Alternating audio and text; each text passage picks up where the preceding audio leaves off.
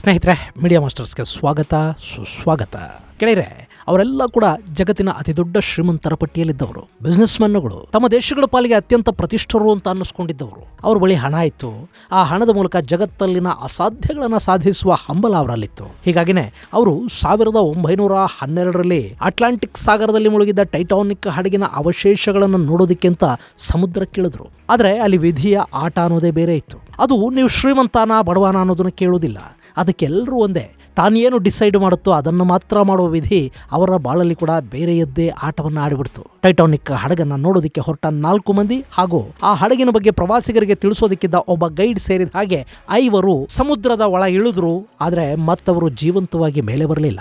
ಅವರನ್ನ ಹೊತ್ತು ನೀರಿನ ಆಳಕ್ಕಿಳಿದಿದ್ದ ಸಬ್ಮರ್ಸಿಬಲ್ ಸಂಪರ್ಕವನ್ನು ಕಳ್ಕೊಳ್ತು. 5 ದಿನಗಳ ನಿರಂತರ ಹುಡುಕಾಟದ ನಂತರ ರಕ್ಷಣಾ ಪಡೆಗಳಿಗೆ ಸಿಕ್ಕಿದ್ದು ಛಿದ್ರವಾಗಿ ಹೋಗಿದ್ದ ಸಬ್ಮರ್ಸಿಬಲ್ನ ಅವಶೇಷಗಳು.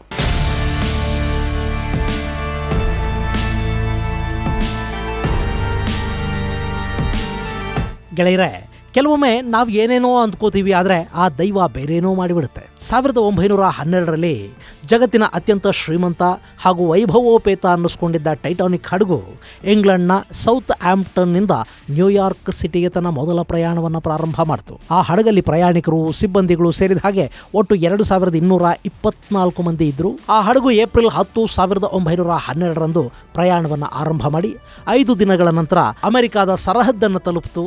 ಇನ್ನು 2 ದಿನಗಳಲ್ಲಿ ಆ ಹಡಗು ನ್ಯೂಯಾರ್ಕ್ ಸಿಟಿಯನ್ನು ಮುಟ್ಟಬೇಕಿತ್ತು. ಅದರಲ್ಲಿದ್ದ ಸಾಕಷ್ಟು ಮಂದಿ ತಮ್ಮ ಮೊದಲ ಪ್ರಯಾಣದ ಖುಷಿಯಲ್ಲಿದ್ದರು. ಹೀಗಿರುವಾಗಲೇ ಏಪ್ರಿಲ್ 14, 1912ರ ಮಧ್ಯರಾತ್ರಿ ಟೈಟಾನಿಕ್ ಸಮುದ್ರದಲ್ಲಿನ ಮಂಜುಗಡ್ಡೆಯೊಂದಕ್ಕೆ ಡಿಕ್ಕಿ ಹೊಡಿತು. ಅಷ್ಟೇ, ಆ ಬೃಹದಾಕಾರದ ಹಡಗು ನೀರಲ್ಲಿ ಮುಳುಗೋದಿಕ್ಕೆ ಅಷ್ಟು ಸಾಕಾಗಿತ್ತು. ಆ ದುರಂತದಲ್ಲಿ ಹಡಗಲ್ಲಿದ್ದ 1,500 ಮಂದಿ ಸಮುದ್ರದಲ್ಲಿ ಮುಳುಗಿ ಸಾವನ್ನಪ್ಪಿದ್ರು. ಇನ್ನುಳಿದವರನ್ನಲ್ಲಿ ಕಾಪಾಡಲಾಯಿತು. ಇದು ಜಗತ್ತಲ್ಲಿ ಸಂಭವಿಸಿದ ಅತ್ಯಂತ ಭೀಕರ ಹಡಗು ದುರಂತಗಳ ಪೈಕಿ ಒಂದು ಅನ್ನಿಸ್ಕೊಳ್ತು.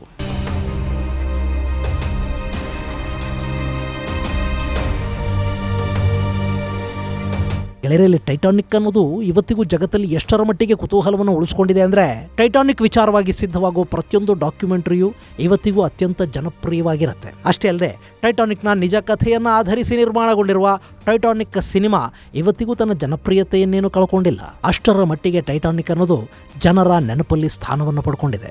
ಆ ಹಡಗಿನ ದುರಂತ ಸಂಭವಿಸಿ 110 ವರ್ಷಗಳೇ ಕಳೆದು ಹೋಗಿವೆ. ಆದರೂ ಜನ ಅದನ್ನಿನ್ನೂ ಮರೆತಿಲ್ಲ.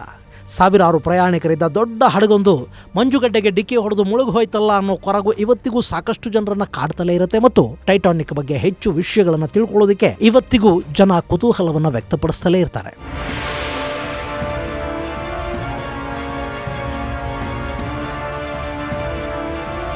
ಗೆಳೆಯರೆ, ಅವತ್ತಿಗೆ ಟೈಟಾನಿಕ್ ಹಡಗು ಮುಳುಗಿದ ನಂತರ ಆ ಹಡಗನ್ನ ಮತ್ತೆ ಅನ್ವೇಷಣೆ ಮಾಡುವ ಸಾಹಸಕ್ಕೆ ಜಗತ್ತು ಕೈ ಹಾಕಲಿಲ್ಲ.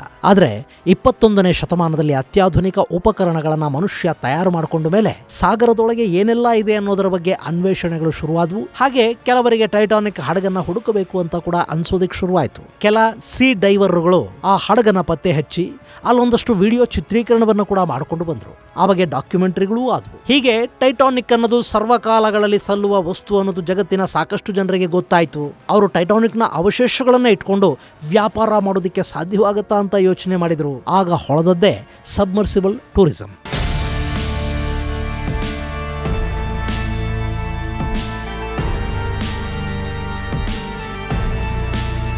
ಗೆಳೆಯರೆ, ಈ ಸಬ್ಮರ್ಸಿಬಲ್ಗಳು ಅಂದ್ರೆ ನೀರಿನ ಒಳಗೆ ಸೀಮಿತ ಅವಧಿಗೆ ಸಂಚರಿಸಬಲ್ಲ ಜಲಾಂತರ್ಗಾಮಿಗಳಿಗಿಂತಲೂ ಕಡಿಮೆ ಶಕ್ತಿಯುಳ್ಳ ಸಾಧನಗಳು. ಇವುಗಳನ್ನ ROV ಅಂದ್ರೆ ರಿಮೋಟ್ಲಿ ಆಪರೇಟೆಡ್ ವೆಹಿಕಲ್ಸ್ ಅಂತ ಕರೀತಾರೆ. ಸಾಮಾನ್ಯವಾಗಿ ಸಮುದ್ರಗಳಲ್ಲಿ, ಸಾಗರಗಳಲ್ಲಿ ನಡೆಯುವ ಸಂಶೋಧನೆಗಳಿಗೆ ಈ ಸಬ್ಮರ್ಸಿಬಲ್ ಬೋಟ್ಗಳನ್ನು ಬಳಸ್ತಾರೆ. ಅಂಥ ಸಬ್ಮರ್ಸಿಬಲ್ಗಳನ್ನು ಬಳಸಿಕೊಂಡು ಅಟ್ಲಾಂಟಿಕ್ ಸಾಗರದ ತಳದಲ್ಲಿದ್ದ ಟೈಟಾನಿಕ್ ಹಡಗಿನ ಅವಶೇಷಗಳನ್ನು ತೋರಿಸುವ ಒಂದು ಪ್ರಯತ್ನ ಆರಂಭ ಆಯಿತು.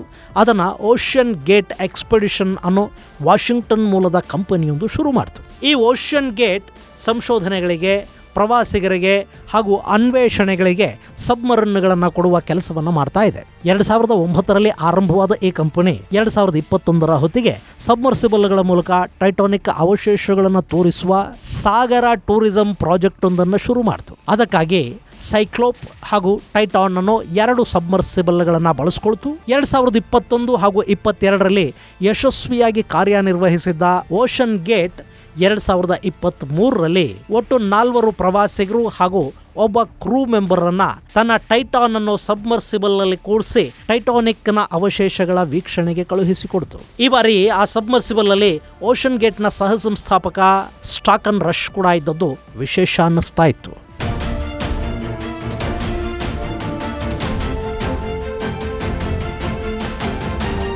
ಕಳೆದ ಭಾನುವಾರ ಅಂದ್ರೆ ಜೂನ್ 18, 2023ರಂದು ಟೈಟಾನ್ ಸಬ್ಮರ್ಸಿಬಲ್ ತನ್ನ ಪ್ರಯಾಣವನ್ನ ಆರಂಭ ಮಾಡಿತು. ಈ ಸಬ್ಮರ್ಸಿಬಲ್ ಅಲ್ಲಿ ಸ್ಟಾಕ್ಟನ್ ರಶ್ ಕೂಡ ಇದ್ರು, ಬ್ರಿಟಿಷ್ ಉದ್ಯಮಿ ಹಮಿಶ್ ಹಾರ್ಡಿಂಗ್ ಇದ್ರು, ಅವ್ರ ಜೊತೆಗೆ ಪಾಕಿಸ್ತಾನದ ಉದ್ಯಮಿ ಶಹಜಾದ ದಾವೂದ್ ಹಾಗೂ ಅವ್ರ ಮಗ 19 ವರ್ಷದ ಸುಲೇಮಾನ್ ದಾವೂದ್ ಇದ್ರು. ಗೆಳೆಯರ ಈ ಹಮಿಶ್ ಹಾರ್ಡಿಂಗ್ ಅಂದ ಕೂಡಲೇ ನಮಗೆ ಚೀತಾ ಪ್ರಾಜೆಕ್ಟ್ ನೆನಪಾಗಬೇಕು.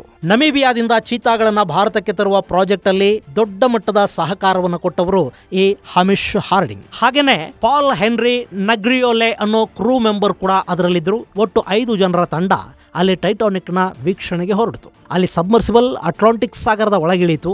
ಆ ನಂತರ ಅದು ಏನಾಯ್ತೋ ಏನೋ, ಇದ್ದಕ್ಕಿದ್ದ ಹಾಗೆ ಆ ಸಬ್ಮರ್ಸಿಬಲ್ ಕಂಟ್ರೋಲ್ ರೂಮ್ ಜೊತೆಗಿನ ತನ್ನ ಸಂಪರ್ಕವನ್ನು ಕಳ್ಕೊಂಡು ಬಿಡ್ತು. ಅಲ್ಲಿಗೆ ಓಷನ್ ಗೇಟ್ ಕಂಪನಿಗೆ ಆತಂಕ ಶುರುವಾಯಿತು. ಅವರು ಅಮೆರಿಕ ಸರ್ಕಾರಕ್ಕೆ ಮನವಿಯನ್ನು ಮಾಡಿಕೊಂಡ್ರು.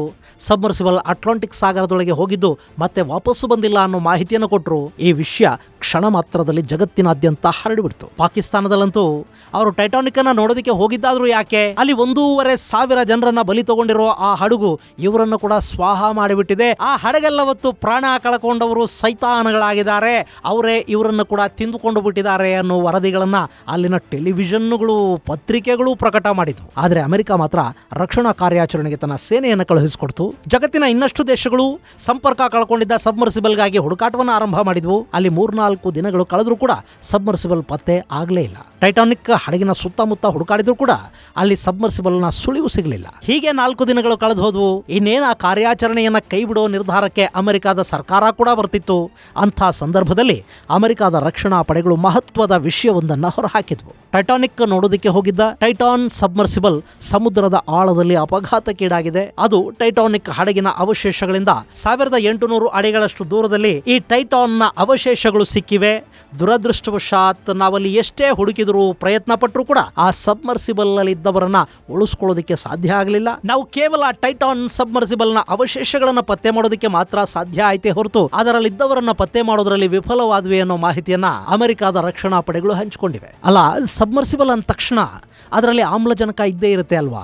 ಅದು ನೀರಿನ ಆಳದಲ್ಲಿ ಕೂಡ ತನ್ನಲ್ಲಿರುವವರಿಗೆ ಬೇಕಾದಷ್ಟು ಆಕ್ಸಿಜನ್ ಅನ್ನು ಕೊಟ್ಟು ಅವರನ್ನ ಕಾಪಾಡಬೇಕಲ್ವಾ? ಹೀಗಿರುವಾಗ ಅಲ್ಲವರು ಸಾವನ್ನಪ್ಪಿದ್ದಾದ್ರೂ ಹೇಗೆ? ಗೆಳೆಯರೆ, ಮೊದಲಿಗೆ ಟೈಟಾನ್ ಸಬ್ಮರ್ಸಿಬಲ್ ಅಲ್ಲಿ ಕೇವಲ 96 ಗಂಟೆಗಳಿಗೆ ಆಗುವಷ್ಟು ಮಾತ್ರ ಆಕ್ಸಿಜನ್ ಇತ್ತು. ಅಂದ್ರೆ 4 ದಿನಗಳ ಕಾಲ ಮಾತ್ರ ಆ ಸಬ್ಮರ್ಸಿಬಲ್ ನೀರಿನ ಆಳದಲ್ಲಿ ಉಳಿಯೋದಕ್ಕೆ ಸಾಧ್ಯವಾಗ್ತಾ ಇತ್ತು. ಆದರೆ ಶುಕ್ರವಾರದ ಹೊತ್ತಿಗೆ ಆ ಸಬ್ಮರ್ಸಿಬಲ್ ಕಾಣೆಯಾಗಿ 5 ದಿನಗಳು ಕಳೆದು ಹೋಗಿವೆ. ಹೀಗಾಗಿ ಸಬ್ಮರ್ಸಿಬಲ್ ನಲ್ಲಿ ಆಮ್ಲಜನಕ ಇದ್ದಿದ್ರೂ ಕೂಡ ರಕ್ಷಣಾ ಕೆಲಸದಲ್ಲಿ ನಿಧಾನವಾದ ಕಾರಣ ಅದರಲ್ಲಿದ್ದವರು ಬದುಕುಳಿಯೋ ಸಾಧ್ಯತೆಗಳಿರ್ತಾ ಇರಲಿಲ್ಲ. ಇನ್ನು ಅವರ ಸಾವಿಗೆ ಕಾರಣವಾಗಿರೋದು ಸಬ್ಮರ್ಸಿಬಲ್ ನ ಇಂಪ್ಲೋಷನ್ ಅಂತ ಹೇಳಲಾಗ್ತಾ ಇದೆ. ಇಂಪ್ಲೋಷನ್ ಅಂದ್ರೆ ಒಳಸಿಡಿತ ಅಥವಾ ಸ್ಫೋಟ ಅಂತ ಅರ್ಥ. ಈ ಸಬ್ಮರ್ಸಿಬಲ್ ನ ಒಳಗೆ ವಿಪರೀತ ಪ್ರಮಾಣದ ಒತ್ತಡ ಇರುತ್ತೆ. ಸಬ್ಮರಿನ್ ನ ಒಳಗಿನ ಒತ್ತಡ ಹಾಗೂ ಸಮುದ್ರದ ಆಳದಲ್ಲಿನ ನೀರಿನ ಒತ್ತಡ ಎರಡೂ ಸೇರಿದಾಗ ಸಬ್ಮರಿನ್ ಇದ್ದಕ್ಕಿದ್ದ ಹಾಗೆ ಸ್ಫೋಟಕ್ಕೀಡಾಗಿದೆ. ಹೀಗಾಗಿ ಅದರಲ್ಲಿದ್ದವರು ಯಾರು ಬದುಕಿ ಉಳಿಯೋದಕ್ಕೆ ಸಾಧ್ಯನೇ ಇಲ್ಲ ಅಂತ ನೌಕಾಪಡೆ ತಿಳಿಸ್ತಾ ಇದೆ.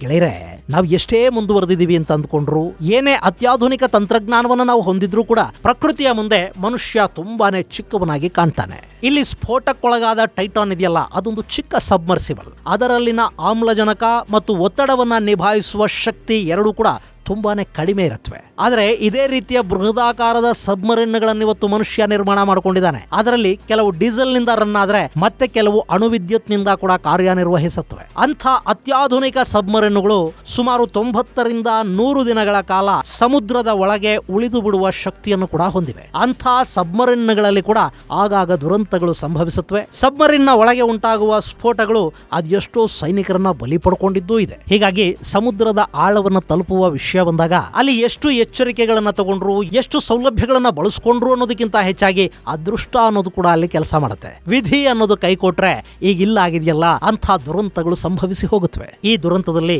ಓಷನ್ ಗೇಟ್ ನ ಸಹ ಸಂಸ್ಥಾಪಕರು ಕೂಡ ಸಾವನ್ನಪ್ಪಿದ್ದಾರೆ. ಇಡೀ ಜಗತ್ತು ಈ ಸಬ್ಮರ್ಸಿಬಲ್ ದುರಂತಕ್ಕೆ ಸಂತಾಪವನ್ನು ಸೂಚಿಸ್ತಾ ಇದೆ. ಸಾಗರದ ಆಳದಲ್ಲಿನ ಟೈಟಾನಿಕ್ ಹಡಗನ್ನು ನೋಡೋದಕ್ಕೆ ಸುಮಾರು $2.5 ಲಕ್ಷ ಹಣವನ್ನು ಕೊಟ್ಟು ಸಮುದ್ರಕ್ಕಿಳಿದ ಆ ಸಾಹಸಿ ಶ್ರೀಮಂತರು ದುರಂತದ ಸಾವನ್ನ ಕಂಡಿದ್ದು ನಿಜಕ್ಕೂ ವಿಪರ್ಯಾಸವಲ್ಲದೆ ಮತ್ತಿನ್ನೇನೂ ಅಲ್ಲ. ಅವರ ಆತ್ಮಗಳಿಗೆ ಶಾಂತಿ ಸಿಗಲಿ. ಇದು ಗೆಳೆಯರೆ, ಟೈಟಾನಿಕ್ ಹಡಗಿನ ಅವಶೇಷಗಳನ್ನು ನೋಡೋದಕ್ಕೆ ಹೋಗಿ ಪ್ರಾಣ ಕಳ್ಕೊಂಡವರ ಕುರಿತಾದ ಸಂಕ್ಷಿಪ್ತ ಮಾಹಿತಿ. ಮುಂದಿನ ಸಂಚಿಕೆಯಲ್ಲಿ ಮತ್ತಷ್ಟು ವಿಶೇಷಗಳ ಜೊತೆ ಮತ್ತೆ ಭೇಟಿಯಾಗೋಣ. ಅಲ್ಲಿವರೆಗೆ ಜೈ ಹಿಂದ್, ಜೈ ಕರ್ನಾಟಕ.